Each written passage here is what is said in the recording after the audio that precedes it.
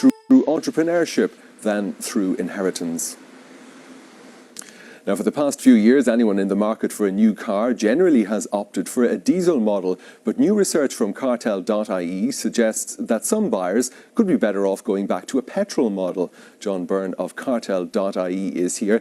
John, before we look at the study itself, since 2008 it was the move to this emissions-based system that drove people back towards diesel cars, say. So give us an idea of the figures in terms of how people made that switch. Well, Brian, good morning. Thanks for having us on. I mean, Cartell has conducted analysis in conjunction with CompleteCar.ie on this, and we've looked at the top 10 best-selling vehicles in Ireland, new cars in 2012, and we've seen the beginnings of a shift in the market. In 2008, as you state, the emissions-based taxation system changed radically the market because there was a move to the diesel engine. So in terms of the figures, you have in 2008, 26% of the market were diesel vehicles, 74% were petrol vehicles. But what we saw when the CO2-based system was brought in by the government was a gradual shift. So in 2009, 59% of all cars purchased that year were actually diesel vehicles. In 2012, 74% of all vehicles purchased in 2012 were actually diesel vehicles. So there is a perception out there in the market that the value is in the diesel vehicle.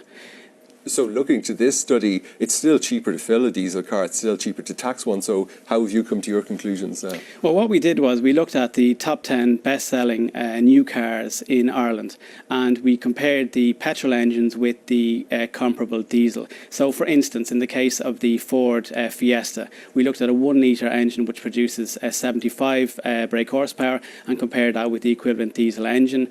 What we noticed was that the list price now on the petrol engines is €1,730 cheaper, which is a significant reduction. In other words, the petrol is now a lot cheaper to buy new.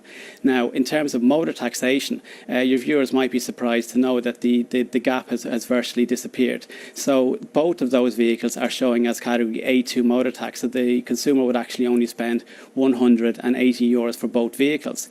Now, you're correct in saying that there is still a difference at the pump of around 8 cents a litre. However, when we did the figures, we discovered that in fact the petrol vehicle was roughly €270 more expensive per year to run, but you have to cost that against the fact that the list price of the vehicle is significantly cheaper, and therefore there is actually great savings, and we found that right across the brands.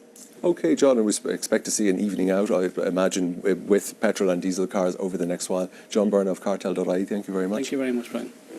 Now, a former UBS and Citibank trader is expected to become the first individual in the UK to be criminally charged for his role in manipulating a key interbank lending rate.